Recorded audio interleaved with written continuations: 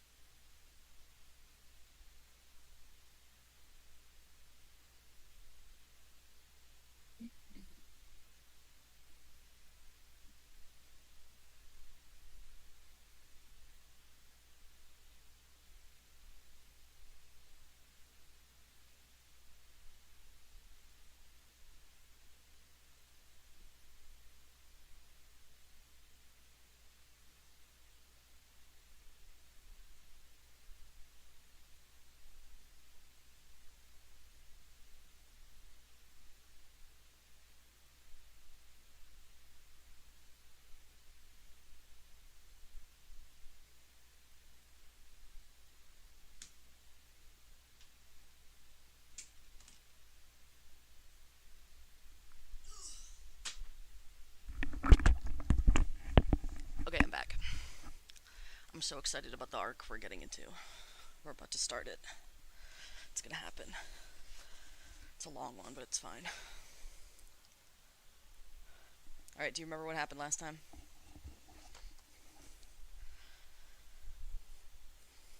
I don't think so. The spiritual weapons were playing with each Oh, other. they were canoodling. They were canoodling, and then Shilian just made food, and then Hua Chung ate it, and then um, Qirong was like, "You're gonna fucking kill me if you feed me that," and then he dumped it down his throat. Yes. That was like the most uneventful chapter. Yeah. It was just like a little filler. I need to lower Ethel Kane. Okay. You ready? Yes, sweetie. We're on chapter 49. Stew of the Good Crown Prince to welcome unexpected guests. Shilian had planned to show off his culinary skills, but after this evening's events, his confidence had risen and plunged in equal measure. Hua Chung suggested he make dinner instead, but how could Shilian have the face to ask him to cook after Hua Chung had already fixed his door and cleaned his shrine? Who in their right mind would treat their guest this way? And furthermore, who did he take an esteemed Supreme Ghost King for? Fortunately, he'd brought plenty of supplies back from town.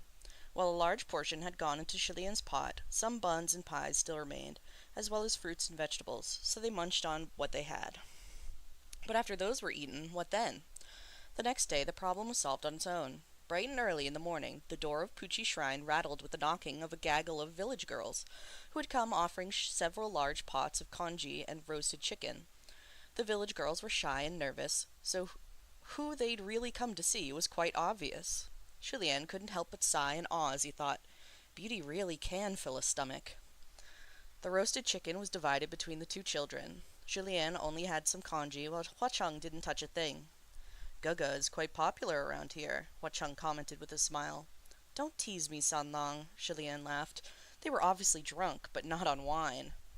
After Qirong took the contents of that bowl down his throat yesterday, he suffered and struggled outside the shrine the entire night, wailing non-stop and yelling things along the lines of, "I'd rather be captured by Lan Chinchou and butchered into a million pieces than be stuck here and fed your poison.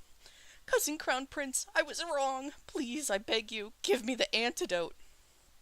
As the night went on, it seemed that he eventually started hallucinating and became delusional. Little Guzza was horrified as he listened. By early morning, Qirong was shriveled and drained, his face completely ashen. Only after he slurped a bit of congee from Guzza's cupped palm did he finally regain some strength. "Popular my ass! Who the hell would come for him?" he croaked with a broken voice. "Look at that shabby appearance. And don't you be so full of yourself, Huacheng, you fucker. At most, you could only attract bumpkin chicks from some backwater towns like these. They only came simpering along because you're dressed so extravagantly. If you dressed the part of a beggar, I doubt they'd spare you a glance." Shilian thought that wasn't right at all. Even if Huacheng dressed like a pauper, he would surely collect a mountain of gold, should he go begging. Still, he said nothing, and started leisurely doing chores. After a while, another wave of smells wafted outside, and Qirong roared out curses anew.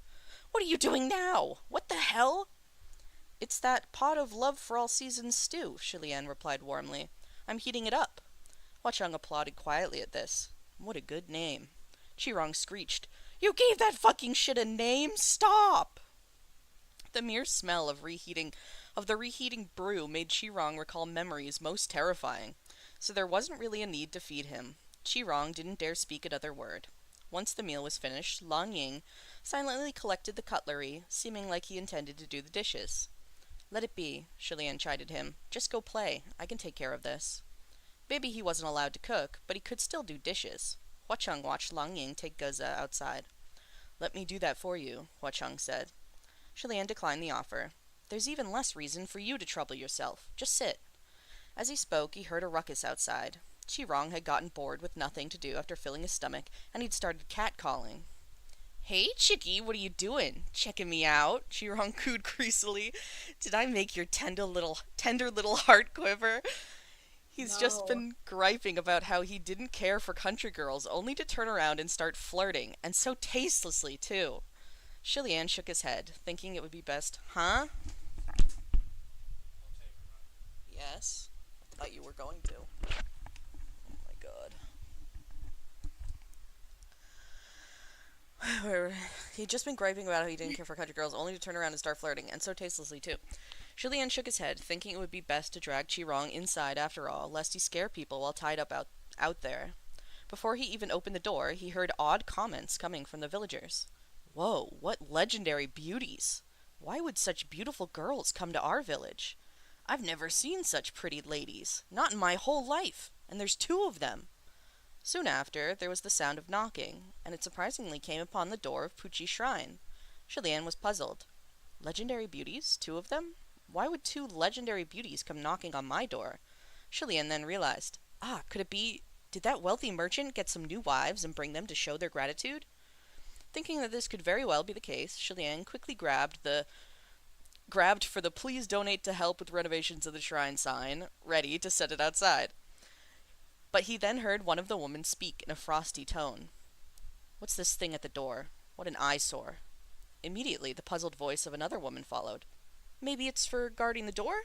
No way. No one would ever have a reason to sink so low to use such a vulgar spiritual beast." Although they were women's voices, Shilian had heard them before. It was the Windmaster Qingxuan and Earthmaster Yi. At first, he wanted to open the door. Then he whipped his head around to look at Huacheng, who was languidly cleaning up the altar table behind him. Shilian stopped his hands, cautiously peeking out the door's crack instead. Outside the door stood 2 tall, slender women. One was a white-robed Taoist priestess with a whisk in hand, her lips rosy, her eyes bright, her form sensually graceful. The other was a woman clad in black, her skin snow-white, and her face beautifully sharp.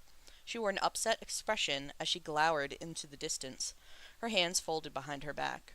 The white-robed Taoist priestess had a face full of smiles, cupping her hands to salute her thanks to all around. "Haha, thanks everyone, thank you. No need to compliment us so much.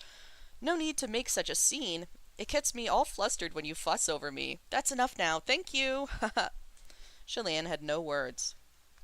A large, tightly packed crowd of the beauty-watching villagers was outside, and once they were done looking at the beauties, they started pointing and jeering at Chi-Rong, to the latter's great displeasure. "What are you all looking at?" he screamed maniacally. "So what if this ancestor likes laying on the ground? Fuck off! There's nothing to see here."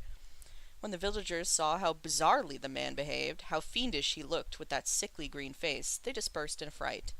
Shi Qingxuan looked Chi-Rong over. "This green Gongji, pray tell, is His Highness the Crown Prince inside the shrine?"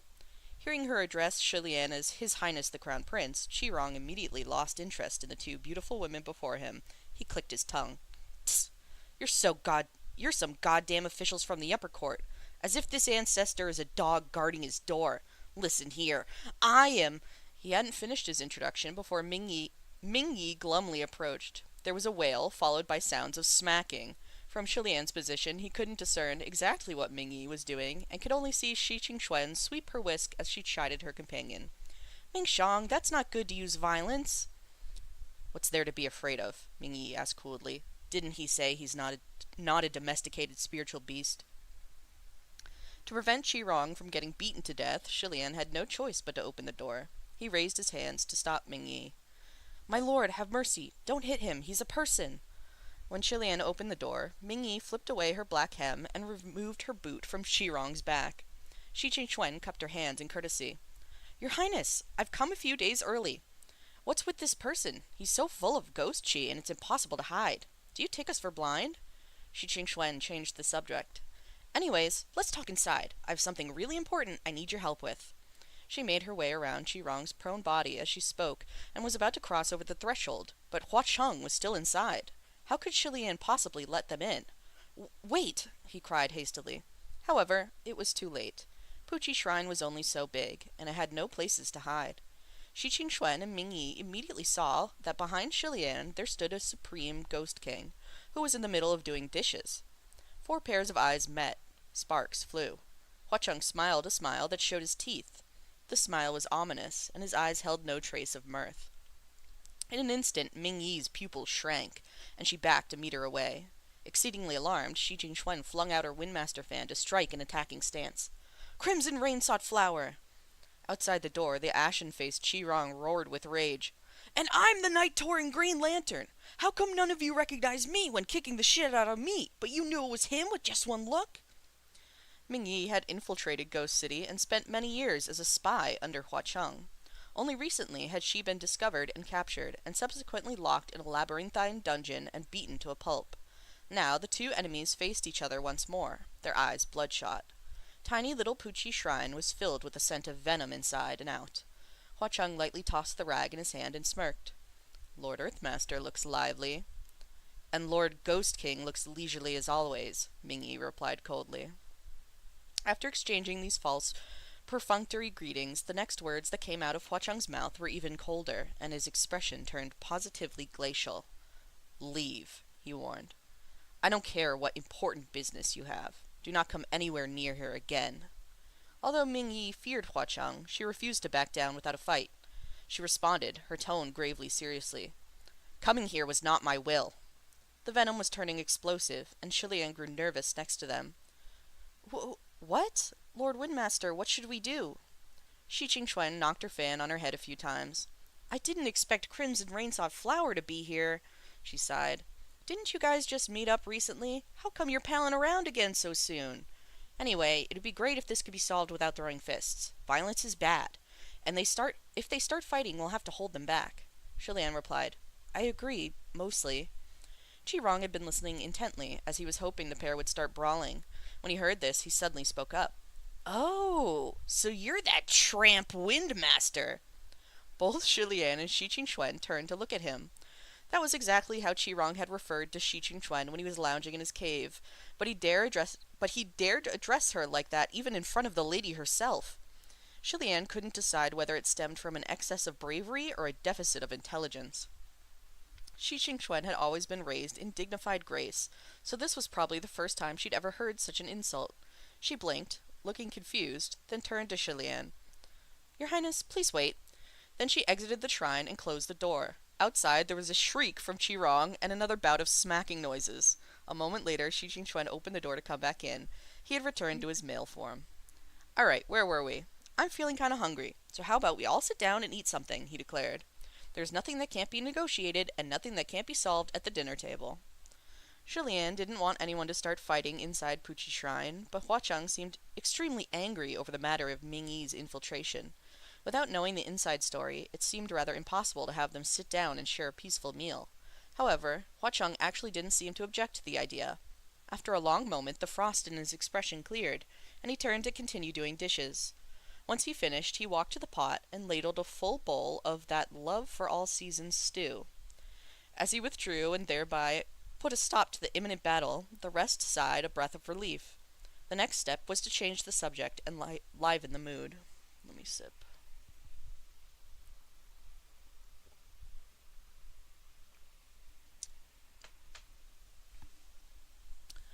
"So," Qi Jingquan asked, "Your Highness, what's in that pot?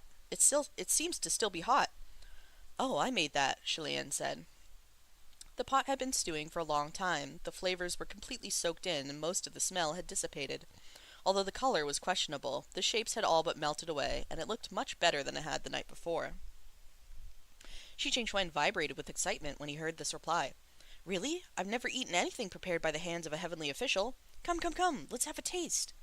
He grabbed some spoons and filled 2 bowls. Shilian wanted to stop him, to be honest, but Hua Cheng had been so consistently encouraging, burying seeds of confidence within him. Also, earlier that morning, as he heated the stew, he'd changed the preparation according to Hua Cheng's suggestions. A thought surfaced in his mind. Perhaps I saved it. After some hesitation, he decided not to say anything. He watched with secret anticipation as Shi Jingquan passed one of the bowls to Ming Yi. "Come, Ming Shang, this one's yours." Ming Yi took a look at the contents of the bowl, then turned her face away, looking wholly unwilling. It was a little rude. Shi Jingquan was outraged, and unrelentingly forced the bowl in her face. "Eat! Didn't you say you were hungry on the road earlier?" Hua Cheng lazily raised a spoonful and blew on it. He brought it to his lips, then swallowed, and smiled at Shilian. "It's definitely milder today. The flavor's just right." Shilian smiled too. "Really? I added more water today." Hua Cheng took another bite and beamed. Guga did his best. Hua Cheng behaved as though he were tasting some delicious delicacy, and he was incredibly convincing to behold. A moment later, Ming Yi took the bowl after all. Shi Jingquan smiled. "That's better." The pair spooned mouthfuls of the stew at the same time and swallowed them down. "How is it?" Shilian asked. Thud. Ming Yi collapsed on the altar table face down as if she'd lost consciousness. Next to her, 2 lines of silent tears streamed down Shi Jingquan's face. Shilian hesitantly pressed them. "My lords, how is it exactly? Can you collect your thoughts and give me some constructive criticism using your words?" Shi Jingquan snapped out of it. He wiped away his tears, then clutched Shilian's hands, squeezing them with force. He said, nigh unintelligibly, "Your Highness." Shilian reversed the hold and clutched Shi Jingquan's hands back. "What?" Shi Jingquan was lisping and couldn't speak. A moment later, he let out a sob and pushed Ming Yi. "Ming Shang! Ming Shang! Ming Shang, what's wrong? Get a hold of yourself! Wake up!" Ming Yi lay unmoving on the table. Shi Jingquan could never stand anyone ignoring him, so one thing led to another until he was strangling Ming Yi, shaking her violently. Shilian couldn't watch this anymore, and he gently pointed out, "Lord Windmaster, why don't you put down the broom and we can talk things out?" Shi Jingquan was busy strangling that broom, and he whipped his head around to shout, "Ha! Your Highness, what did you say? I can't hear you!" Feeling a little helpless, Shilian yelled into his ear, "Lord Windmaster, the thing in your hands is not Lord Earthmaster. Lord Earthmaster is over here, here." Just then, Ming Yi sat bolt upright. He returned to his male form in a flash. His eyes were as dark as iron, and his words bore down on Shilian oppressively. "My heart has been overtaken by inner demons. Please exorcise them for me." A spoonful of stew could cause a demon infestation of the heart? Shilian was shocked to the core. He mumbled, "That can't be possible." Shi Jingquan pointed at Ming Yi, his eyes round and bulging. "Hold it! You! What manner of evil are you? To dare flaunt your petty tricks before this Windmaster? Where's Ming Shang? Quick! I'll shield you. Let's take it down together." Broom in one hand, Shi Jingquan flung out the Windmaster fan in the other. As he attacked with that fan, the entire roof If he attacked with that fan, then the entire roof would be blown away for sure. Shilian hastily rushed over to hold him down. Don't! My lord, please, will you both snap out of it? Ha ha ha! Chi-Rong slammed his fists on the ground outside as he shrieked with laughter. Y'all deserved it! Damn officials! Go die and ascend! This is fucking great! I feel so vindicated! The two officials inside fell over themselves and groaned non-stop. Hua Cheng leaned against the wall with his arms crossed. Shilian looked at him, then at the Windmaster and Earthmaster, who were curled up into balls on the ground, clutching their heads. Is it maybe because I didn't add enough water after all? He murmured. Why are their reactions stronger than Chi-Rong's? Hua Cheng arched his eyebrows. I think it's fine. It's probably a problem with their taste buds. It happens.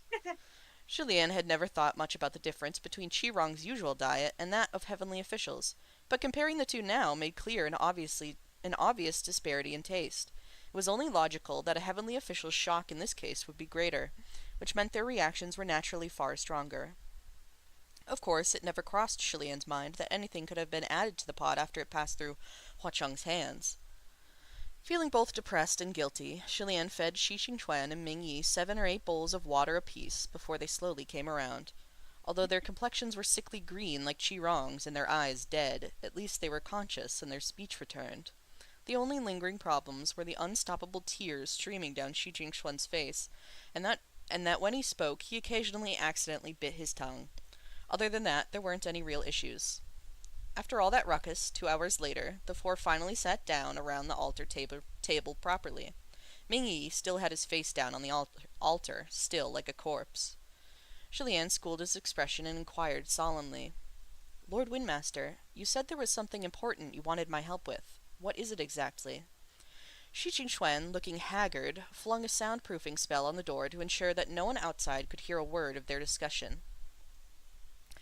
It's like this, he croaked with a hoarse voice. Your Highness, you've been living in the bustling world of mortals, cultivating within their realm for 800 years. You've walked and seen much, so you must have encountered a vast number of nefarious beings, right? Shilian crossed his arms. I've met some. Then I want to ask, have you ever encountered a venerable of empty words? Shilian was taken aback. A venerable of empty words? The creature that mourns at feasts? That's right! Shi Qingchuan's voice dropped to a hush. Shilian felt a hair-rising, cold breeze blow up his spine, swishing his locks.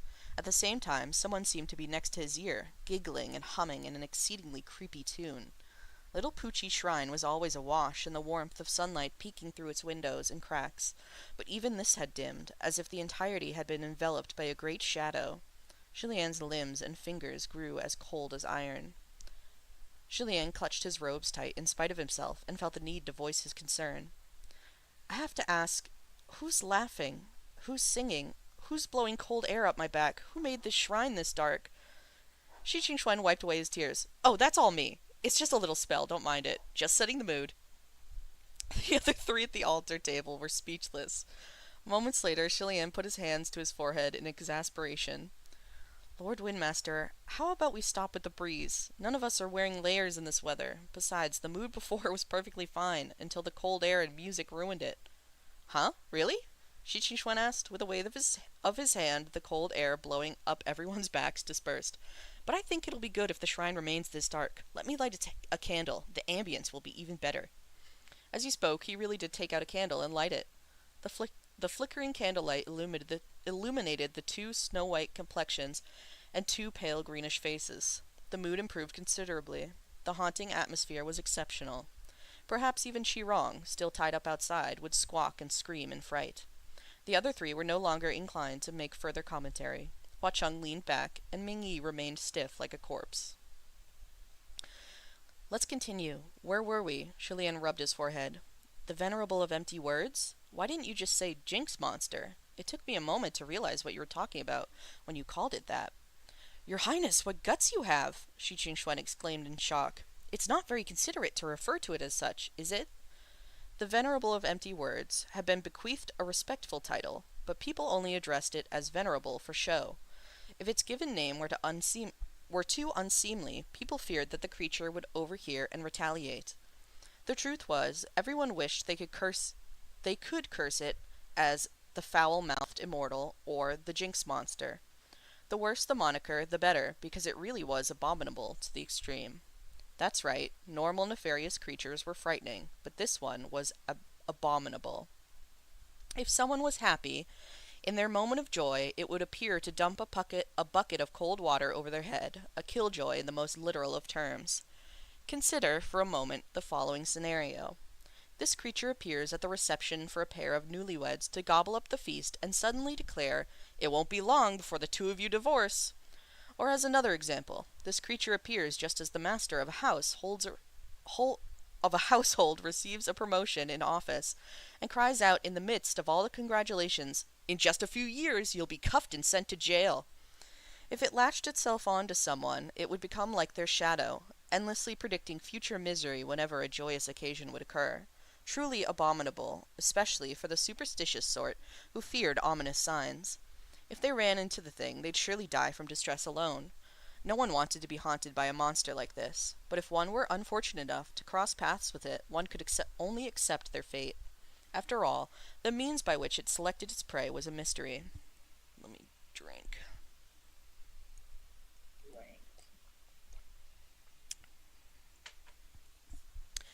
It seemed Shi Qingxuan was quite wary of the creature, but Shulian didn't think the beastly thing was such a big deal.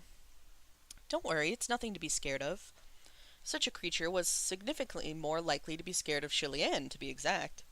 Shi Qingxuan perked up. "So your highness has met one? Is there any way to exterminate it completely?" Thinking it over for a moment, Shulian replied, "Over the years I bumped into two, but after our encounters they never showed themselves again. I don't know for sure whether they were completely exterminated, but in my experience, it's not that difficult to deal with them." Shi Qingxuan was overjoyed. "Two? You managed to deal with two? I've really come to the right person. So what happened?" Thus Shulian began his tales. The first one went like this. Many years ago, Shulian passed through a small town. There, a wealthy merchant was sending his daughter to the imperial capital to study, and because of his daughter's outstanding skill, he made a big show of publicly commending her. It was a joyous occasion, but who could have predicted that joy would brew tragedy? At the send-off feast, a voice bellowed, "Your daughter's carriage will overturn on the road, and she will crash down into the valley and die." The wealthy merchant jumped to his feet in a rage, set on catching the one who would say such a thing, but that person ducked under the table immediately and disappeared into thin air. Afterwards, everyone was fearful. Fortunately, Shulian went to the merchant's household that day to collect junk. He managed to get some leftovers from the feast and was about to head back when he heard what had happened. He immediately knew what the creature was and told the wealthy merchant not to worry. He then asked the wealthy merchant to hire 20-some guards, and with Shulian himself included, they carefully and safely escorted the little lady to the capital. He guarded the girl for a while, biding his time. A month later, the little lady won first place at a beauty contest, and an opportunity arrived. That night, a feast was held at a restaurant in the capital to celebrate the little lady.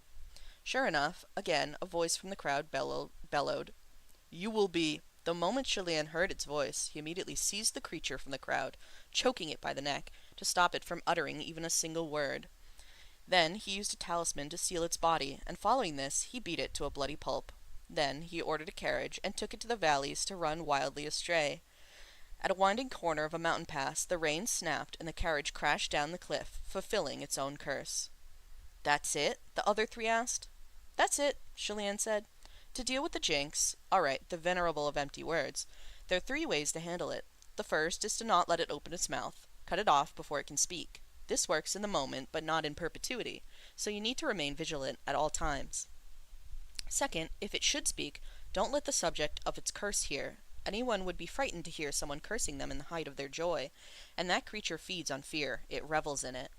The more frightened you are, the happier it becomes. If you should lose yourself to terror and ruin your own affairs in accordance with its words, its powers increase significantly. But unless you're deaf, you'll definitely hear it speak sooner or later. To be honest, not even the deaf can escape. Some have to cut off their own ears in an attempt to do so, but in the end it is still useless. However, if you pay no mind to however it tries to curse you or rain on your parade, then it can't do anything to you. So the most effective method is the third. Surround yourself with happy occasions and ignore it completely.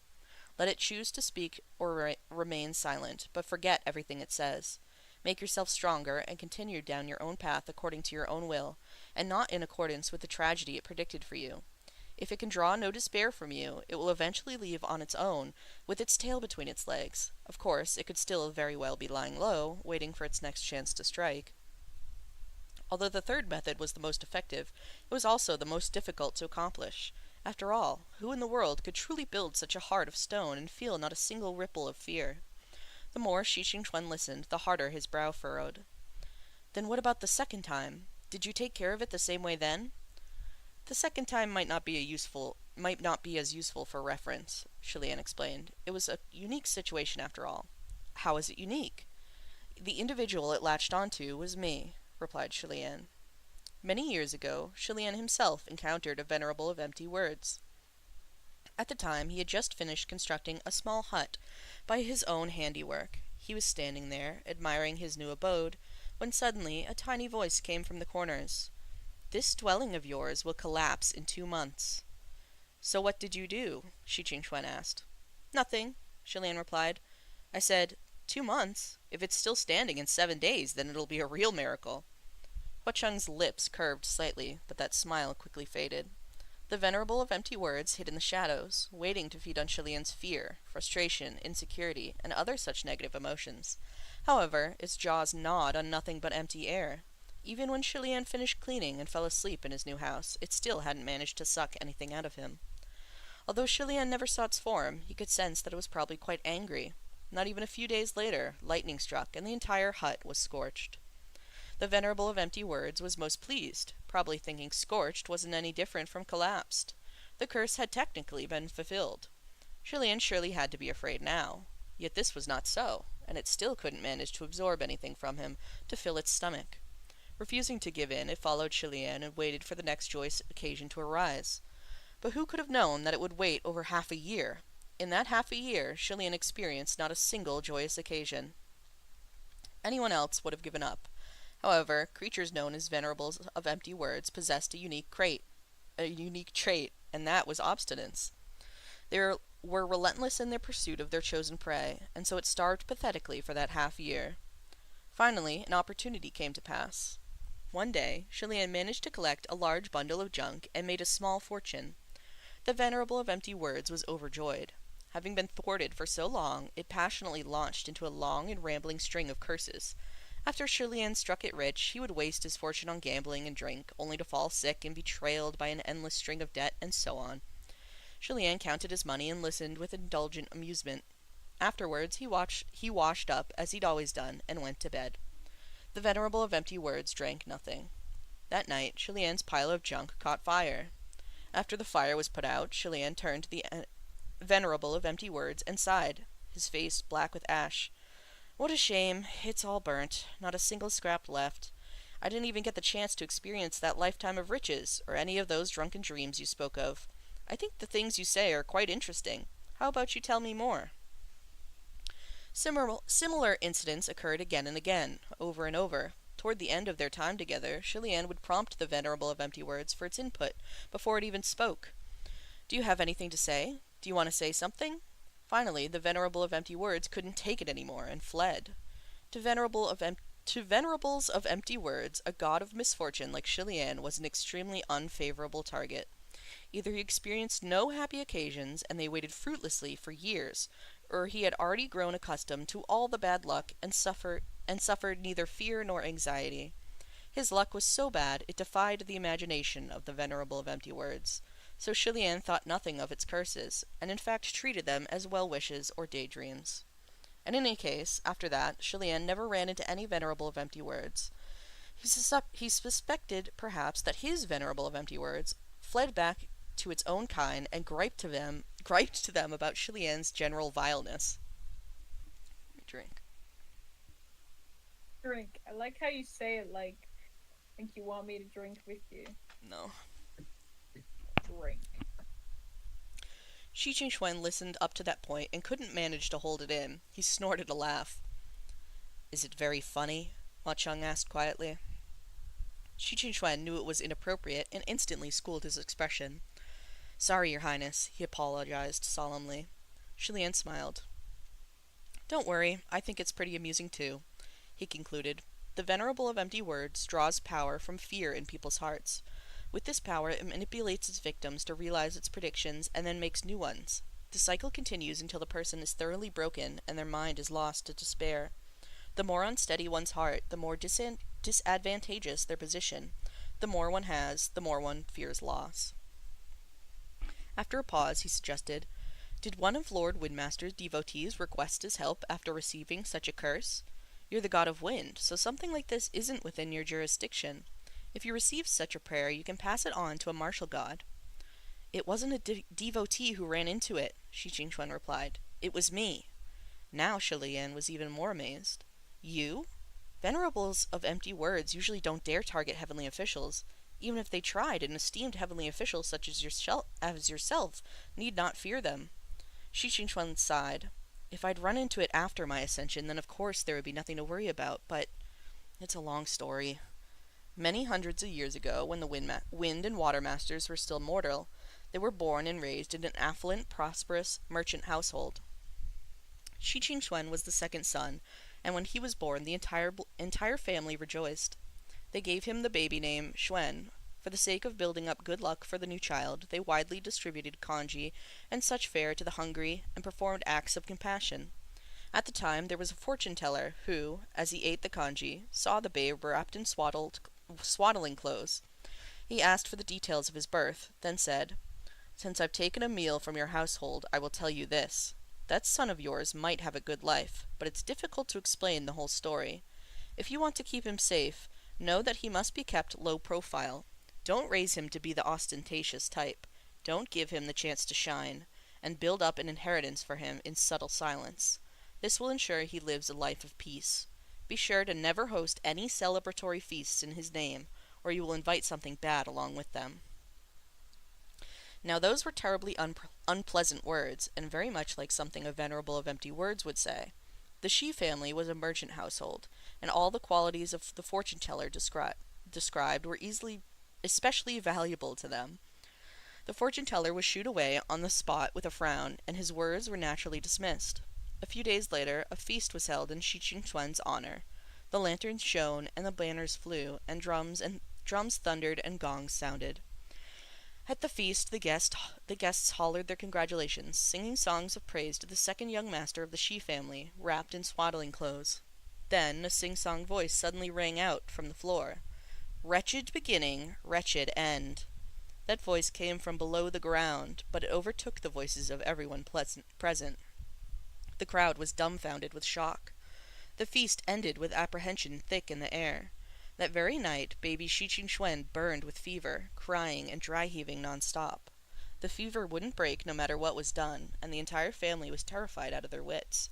The Shi family remembered that strange fortune-teller who they had kicked out not long ago, and they hastily searched all over to invite him back. "I told you to keep a low profile, but you didn't listen," the fortune-teller scolded them. "Now that the child has caught the eye of the Reverend, his life will be filled with endless peril. This bout of fever is nothing, and it will subside on its own, but it's nothing more than a welcoming gift." Of course, he was talking about the Venerable of Empty Words. This wasn't the typical Venerable of Empty Words that could be chased away so easily. It was the most ancient, indeed, and strong in cultivation. How strong? Even without joyous occasions, it could still mourn. This was how it came to be called the Reverend of Empty Words. The sale of a single expensive item can feed a business that is otherwise quiet for years, and the Reverend was the very embodiment of this concept. Its eyes were viciously sharp, and it had a taste for prey of legendary character and earth-shaking destiny. Some managed to win against it, but their entire lives were devoted to the fight, and their constant struggles provided it with rich meals. Some were utterly destroyed and became its fuel. Having hoarded power for close to 1,000 years, its foundation was deep and solid. It had finally awoken after a century's rest and decided it was time to stretch its legs. And when it next opened its mouth to feed, it was eager to take a large bite. Shi Qingchuan had just been born, and was thus incidentally exactly to its taste. Thus he was reserved by the Reverend.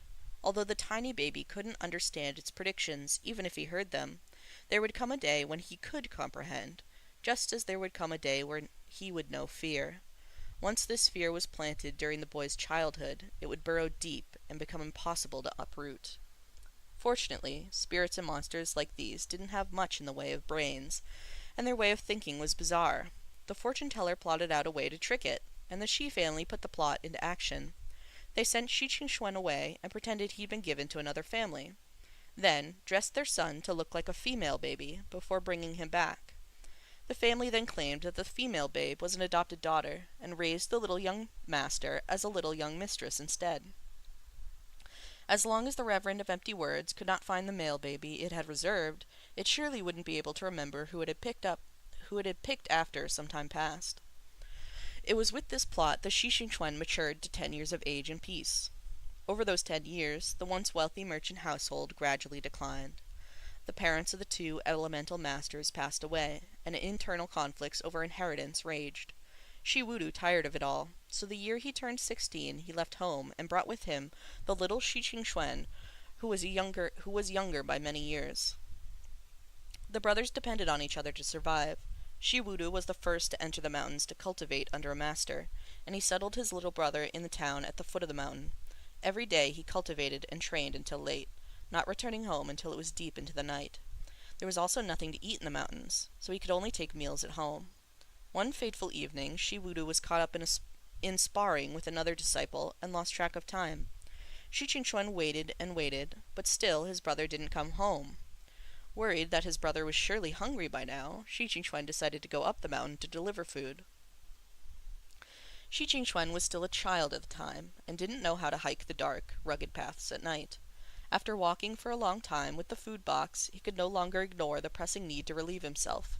Urgently, he pulled up his skirt at the side of the road. Just then, a figure cloaked in shadow approached from the far end of the mountain road. "Is it Xuan up ahead?" Hearing someone call his baby name, Shi Qingxuan thought his brother had sent someone to find him. He hurriedly dropped his skirt and answered, "It's me." That unfamiliar voice asked, "Were you born in such year, at such month, at such day, at such time?" Shi Qingxuan was surprised. Why the sudden request for his birth information? And furthermore, that person had it all correct. So he answered, "That's right. How did you know? Who are you? Do you know my brother?" That voice didn't respond to his questions. It finally said, "Come here, and let me see your face properly." That sounded like a command. At this point, Shi Qingxuan finally sensed something was amiss. He clutched the food box close to his chest and bolted. As he ran, he heard whirling wild winds behind him, cackling madly. The thing was chasing him, and it was close behind. It shouted, "You're going to fall this instant!" Shi Qingxuan was scared out of his wits, and when it said fall, he indeed tripped and fell, shattering the food box as he did. Rice spilled all over the ground. Just as the creature was about to pounce, Shi Wudu arrived. The Reverend of Empty Words vanished from sight when it saw someone had come. Shi Qingxuan's face was filthy with blood and rice from the fall, and Shi Wudu hugged his little brother close. Both of them were terrified and panicked. It had found him. Its prey was in its claws after so many years of searching, and the Reverend of Empty Words finally had its first taste of sweetness. From then on it appeared regularly, each time more calculating than the last.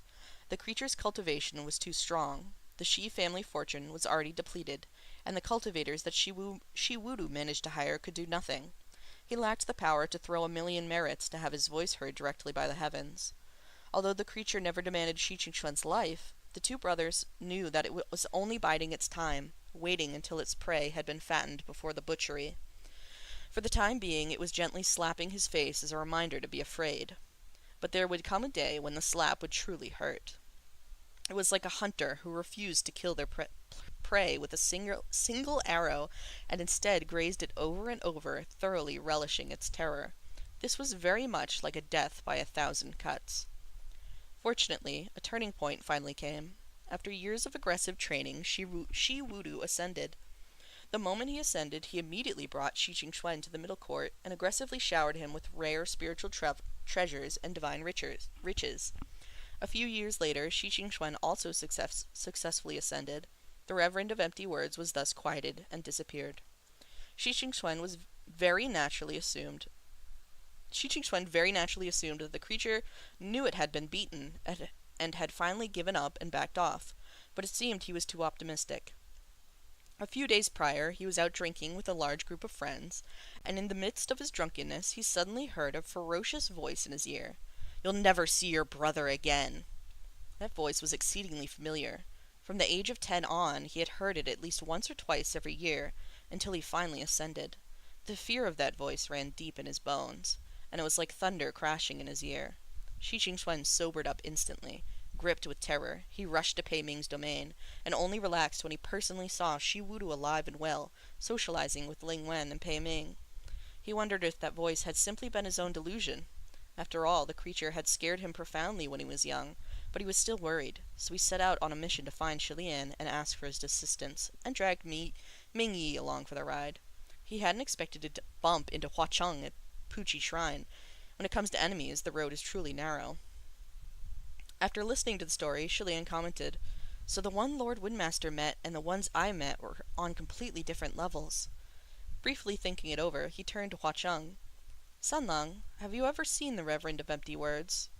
Hua Cheng was toying with a pair of chopsticks in his hands. I've never seen it personally, but I know someone who has." Although Shilian was curious as to who this someone was, he didn't ask after them. He only said, "How strong is its cultivation exactly? Is it really that powerful?" Hua Cheng tossed the chopsticks and replied lazily, "Very strong." Hearing this, Shi Qingxuan and Ming Yi's expression grew somber and grave. "It's not a typical little minion," Hua Cheng added. "Certainly difficult to deal with." Although he had said difficult to deal with, his expression remained unchanged, like he was only saying it out of courtesy. Regardless, it was not easy to elicit such a comment from Hua Cheng. "Lord Windmaster, this problem doesn't seem like a trifling matter," Shilian said. "Why not tell Lord Watermaster?" Shi Qingxuan waved his hand. No, you have to know, my brother is about to undergo another heavenly tribulation. What if he goes off and fights the Reverend of Empty Words only to lose focus? I have to keep this a secret. No one must know. I didn't say a word to anyone, not even to officials who have good relationships with my brother." Heavenly officials could undergo multiple heavenly tribulations. They weren't necessarily once-in-a-lifetime events. The more tribulations passed, the greater one's divine rank, the more unshakable one's status, and the more one's spiritual power. Shi Wudu had triumphed over 2 tribulations already, and Shilian had heard in his spiritual communication ways leisurely chatter that he was waiting for the 3rd to occur any day now. It certainly wouldn't be good for him to lose focus. After all, failing to pass a tribulation meant, in turn, that one's divine rank would plummet. We'll stop there for now. Whoa. Shi Qingxuan backstory. Ooh. Slay. They had to gender him. Yeah, They had to gender him up.